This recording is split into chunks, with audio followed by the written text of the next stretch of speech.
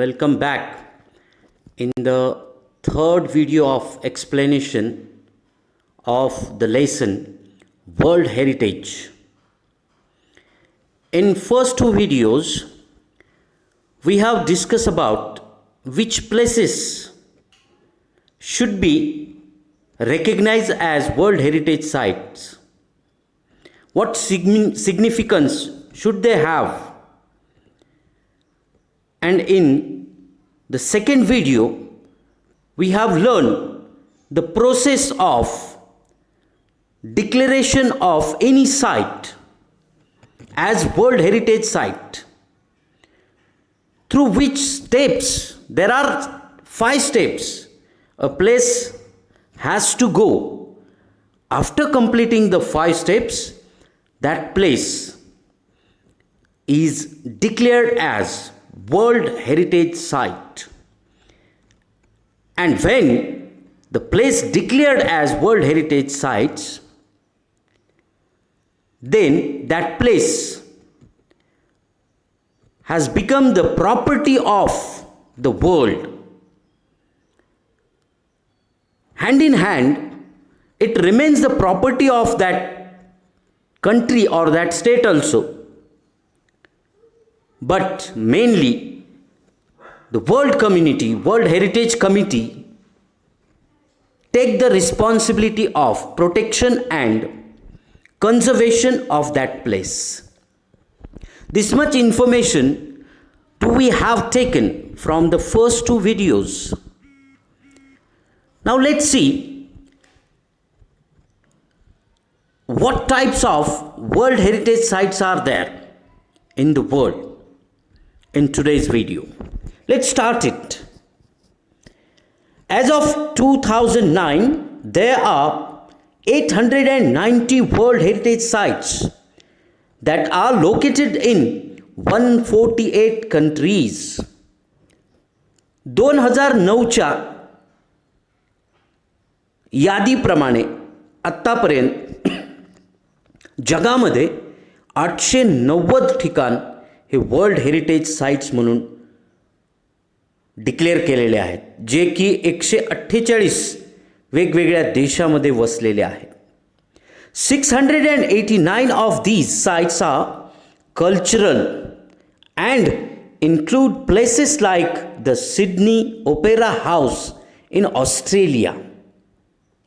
यापैकी 689 ठिकाणं हे सांस्कृतिक महत्त्व असणारे आहेत, ज्याच्यामध्ये ऑस्ट्रेलिया या देशामध्ये असणारं सिडनी या ठिकाणी असणारं ओपेरा हाऊस याचा समावेश होतो. And the historic centre of Vienna in Australia, त्याचबरोबर ऑस्ट्रिया व्हिएन्ना या ठिकाणी असणारं हिस्टॉरिक सेंटर याचा पण समावेश या कल्चरल साइट्समध्ये होतो. 176 are natural and feature such locations as the US Yellowstone and Grand Canyon National Parks. तर या 890 पैकी 176 ठिकाणं ही नैसर्गिक महत्त्व असणारी नॅचरल आहेत, ज्याच्यामध्ये अमेरिकेमध्ये असणारं Yellowstone and Grand Canyon national parks यांचा त्याच्यामध्ये समावेश होतो. 25 of the World Heritage Sites are considered mixed. आणि या एकूणपैकी 25 ठिकाणं अशी आहेत की ज्यांच्यामध्ये मिक्स म्हणजे कल्चरल अँड नॅचरल इम्पॉर्टन्स दोन्हींचं महत्त्व या ठिकाणी पाहायला मिळतं. That is natural and cultural, ज्याच्यात उदाहरणार्थ पहा Peru's Machu Picchu is one of these. म्हणजे दोन्ही महत्त्व सांस्कृतिक आणि नैसर्गिक असणारं हे एक ठिकाण आहे. Italy has the highest number of world heritage sites with 44.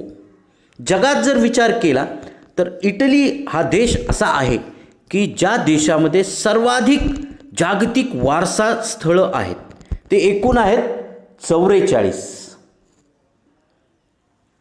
आणि त्याचबरोबर इंडिया हॅज 36. तर भारतात किती आहेत मित्रांनो? 36. त्यापैकी पहा 28 कल्चरल 7 नॅचरल अँड 1 मिक्स्ड. 28 सांस्कृतिक, 7 नैसर्गिक आणि 1 दोन्ही पण असणार. World heritage sites. The world heritage committee has divided the world's countries into 5 geographic zones. World heritage कमिटीने काय केलं, जगातले सर्व देश हे 5 विभागामध्ये, भौगोलिक विभागामध्ये, जिओग्राफिकल काय म्हणूया आपण, त्याच्यामध्ये झोन्स तयार केलेले आहेत, विभाग तयार केलेले आहेत आणि त्याच्यामध्ये संपूर्ण जगातले देश विभागलेले आहेत. आता ते झोन्स कुठले आहेत पहा. First one Africa, second one Arab states, third one Asia Pacific including Australia and Oceania, and fourth one Europe and North America, and last one is Latin America and the Caribbean. या 5 भागांमध्ये world heritage कमिटीने जगातले सर्व देश विभागलेले आहेत. Next point पाहूया. World heritage sites in danger. जगामध्ये असे काही वारसा स्थळं आहेत की जे धोक्यामध्ये आलेले आहेत. अशा परिस्थितीत काय कारवाई केल्या जाते ते आपल्याला या पॅरेग्राफमध्ये पाहिजे. Like many natural and historical cultural sites around the world, many world heritage sites R in danger. जगात खूप मोठे वर्ल्ड हेरिटेज साइट्स आपण पाहिले मागच्या पॅरेग्राफमध्ये, पण त्यापैकी काही साइट्स हे धोक्यात आलेले आहेत. आता धोक्यात आलेले आहेत म्हणजे त्या स्थानाचं कल्चरल अँड नॅचरल इम्पॉर्टन्स किंवा सिग्निफिकन्स डे बाय डे कमी होत चाललेलं आहे, म्हणून ते धोक्यात आलेले आहेत. आता अशा वेळेस काय होतंय पहा, कशामुळे होतात हे. World heritage sites R in danger of being reasons. त्याची कारणं काय, डिस्ट्रॉयड, एकतर ते नष्ट करण्यात आलेले आहेत, or lost due to war, किंवा युद्ध झालेलं आहे, युद्धजन्य परिस्थितीमध्ये बॉम्ब वर्षाव केल्यामुळे, युद्धामुळे ते नष्ट झालेले आहे. पोचिंग, पोचिंग म्हणजे अतिक्रमण, जिथे नॅचरल इम्पॉर्टन्स आहे अशा ठिकाणी नैसर्गिक सौंदर्य, जंगल आहे, तिथं मानव काय करत चालला आहे, अतिक्रमण करत चालला आहे, जंगलतोड करत चालला आहे, त्याला पोचिंग म्हणूया. नॅचरल डिझास्टर्स, नैसर्गिक आपत्ती, लाईक अर्थक्वेक्स, भूकंप येतो ज्याच्यामध्ये जर एखादं ठिकाण तिथे असेल तर ते नष्ट होतं. अनकंट्रोल्ड अर्बनायझेशन, सगळ्यात मोठं कारण कुठलं असेल तर ते हे अनकंट्रोल, अनियंत्रित अर्बनायझेशन, शहरीकरण. शहरं वाढत चाललेली, कॉन्क्रीट जंगल वाढत चाललेलं आहे आणि हे वाढत चाललेली शहरं जंगल कमी करत चाललेले आहेत, नैसर्गिक सौंदर्य कमी करत चाललेले आहेत. त्याच्यामुळे असे काही ठिकाण आहेत की ज्यांचं नैसर्गिक सौंदर्य डे बाय डे कमी होत चाललेलं आहे. हेवी टुरिस्ट ट्रॅफिक, काही ठिकाण तर असे आहेत की इतके प्रचंड पर्यटकांची संख्या तिथे जाते की जितके जास्त पर्यटकांची संख्या तितकं तिथलं नॅचरल सराउंडिंग किंवा ॲटमॉस्फिअर लॉस्ट होत जाते, कमी कमी कमी होत जातं. जितके टुरिस्ट जास्त तितकं त्या तिथल्या ठिकाणाचं सौंदर्य नष्ट होत जातं. And environmental factors like air pollution, आणखी काही कारणं आहेत की ज्याच्यामुळे नैसर्गिक सौंदर्य कमी होत चाललेले. ज्यातलं सगळ्यात मोठं आहे एअर पोल्युशन, हवेमध्ये होणारं, कारखान्याद्वारे, धुराद्वारे, गाड्यातून सॉरी कार्बन मोनॉक्साईड, कार्बन डायऑक्साईडसारखे विषारी वायू बाहेर निघत आहेत, ज्याच्यामुळे. आता ज्याचं उदाहरण जर घ्यायचं म्हटलं तर मित्रांनो, ताजमहल, तुम्ही जर ताजमहल जर पाहायला गेलात तर ताजमहलच्या जवळपास 1-2 किलोमीटरच्या परिसरामध्ये तुम्हाला तुमची गाडी घेऊन जाता येत नाही, बंदी आहे त्याला. तिथे काही इको फ्रेंडली गाड्या आहेत ज्या इलेक्ट्रिकवर चालणाऱ्या आहेत, त्याच्यात बसून तुम्हाला तिथपर्यंत जावं लागतं. हे का केलं शासनाने? कारण गाड्याच्या धुरामुळे त्या ताजमहलचं जे सौंदर्य आहे ते नष्ट होत चाललेलं आहे. म्हणजे जर अशीच प्रमाणात जर त्याचं राहिलं तर कालांतराने काही वर्षानंतर तुम्हाला ताजमहल हा चकचकीत पांढरा दिसणार नाही, सगळा काळा पडलेला असेल, म्हणजे त्याचं सौंदर्य सगळं गेलेलं असेल. जर असं झालं तर त्याला जागतिक वारसा स्थळातून काढून टाकतील. म्हणून ती आपली ड्युटी आहे त्याचं संरक्षण करण्याचं. Air pollution is the one of the factor. And acid rain, त्याचबरोबर ॲसिड रेन, आता तुम्हाला सायन्समध्ये झालेलं आहे acid rain. World heritage sites that are in danger are inscribed in a separate list. अशी जी धोक्यात आलेली जी ठिकाणं असतात वर्ल्ड हेरिटेज साईट्सची, जी धोक्यात आलेली, ज्याचं सौंदर्य नष्ट होत चालेल, ते एका वेगळ्या यादीमध्ये त्यांची नावं समाविष्ट केली जातात. म्हणजे त्यांच्याकडे विशेष लक्ष देता येईल म्हणून एक वेगळी यादी केली जाते की ज्या यादीमध्ये नष्ट होत चाललेली जागतिक वारसास्थळं कुठली आहेत तर त्या यादीमध्ये त्याचा समावेश केला जातो. On a separate list of world heritage sites in danger which allows. आता याच्यामुळे काय होते, जर डेंजरमध्ये असणारी जर वेगळी यादी तयार केली तर त्याचा परिणाम काय होतो पहा. Allows the world heritage committee to allocate resources. अशी जी स्थळं आहेत जी धोक्यामध्ये आलेली आहेत त्यांची जर वेगळी यादी केली तर वर्ल्ड हेरिटेज कमिटीला एक प्राधान्याने त्या यादीत समाविष्ट असणारे जे काही स्थळं आहेत त्यांचं संरक्षण संवर्धन करण्यासाठी वेगळ्या पद्धतीच्या पैशाची आणि वेगळ्या पद्धतीच्या सगळ्या उपाययोजनांची पूर्तता करता येईल. ॲलोकेट करणं म्हणजे पूर्तता करणे, म्हणजे पैसे किंवा काही जर कुठे इंजिनियर्स लागत असतील, काही लेबर्स लागत असतील, काही टेक्नॉलॉजी आहे, काही जे काही लागत असेल त्या स्थळाला संवर्धित करण्यासाठी, तर त्या सगळ्या गोष्टीची पूर्तता करणे सोपं जाईल याच्यासाठी याची वेगळी यादी तयार केली जाते. Resources from the world heritage fund, म्हणजे जागतिक जो फंड असतो, जो पैसा असतो, त्यातनं काही पैसे ॲलोकेट केले जातात, त्याची तरतूद केली जाते. ॲलोकेट म्हणजे तरतूद करणे, त्याच्यासाठी तरतूद करणे. Fund to that site. In addition different plans are put into place to protect and or restore the site. त्याचबरोबर इतर काही योजना राबवल्या जातात ज्याने त्या साईटचं सौंदर्य अबाधित राहील, टिकून राहील किंवा त्याला लागणाऱ्या सर्व गोष्टीची पूर्तता करता येईल. यासाठी त्या अशा ठिकाणांची जे डेंजरमध्ये वेगळी यादी तयार केली जाते.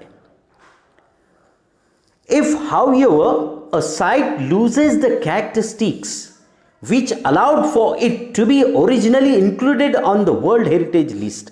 आता दुसरा एक याच्यामध्ये काय होते पहा, बऱ्याच वेळेस एखाद्या ठिकाणाची निवड केल्या जाते की त्याच्यामध्ये कल्चरल, नॅचरल किंवा दोन्ही या गोष्टीचं सिग्निफिकन्स महत्त्वाचे ठिकाण असतं.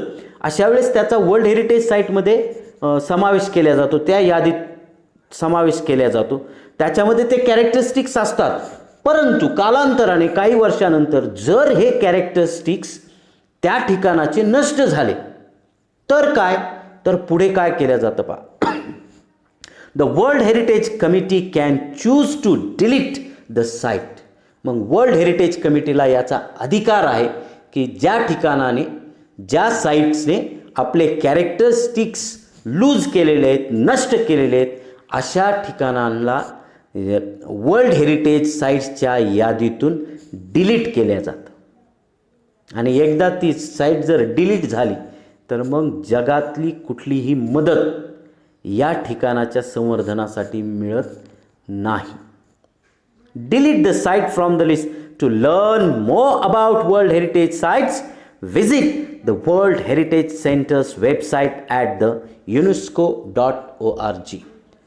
या पद्धतीने वर्ल्ड हेरिटेज कमिटी एखाद्या ठिकाणाला वर्ल्ड हेरिटेज साईट म्हणून डिक्लेअर पण करते. त्याचबरोबर जर एखाद्या डिक्लेअर केलेल्या ठिकाणाने त्याचं सौंदर्य नष्ट झालं, त्याचे महत्त्वाचे कॅरेक्टरिस्टिक्स जर नष्ट झाले तर अशा ठिकाणाचं नाव या यादीतून डिलीट, काढून पण टाकल्या जातं.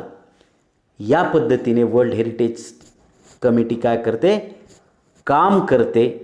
आणि याच्याबद्दल जर तुम्हाला आणखी जास्तीची माहिती मिळवायची असेल तर visit world heritage centres website, या दिलेल्या वेबसाईटला तुम्ही भेट द्या. WHC UNESCO.org. तुम्हाला वर्ल्ड हेरिटेज साईट्स कुठे आहे, काय आहे, आपल्या देशात किती आहेत, वरती पाहिलं आपण 36 आहेत, ते डे बाय डे वाढत चाललेले आहेत. महाराष्ट्रातली कुठली आहेत, जगात प्रेक्षणीय स्थळं कुठली आहेत, आणि जर झालं पॉसिबल तर तुमच्या आयुष्यामध्ये यापैकी काही स्थळांना तुम्ही नक्कीच भेट द्यायला पाहिजे. Is that clear? So dear student, this way we have completed very important lesson, that is world heritage. Through this lesson, which places are liable to declared as world heritage sites, the process, the history, and how should the world heritage committee work for the protection and conservation of these places. All kind of information do we have got from this lesson. Is that clear? Hope you all of you have understood it clearly. That's it for today. Have a nice day.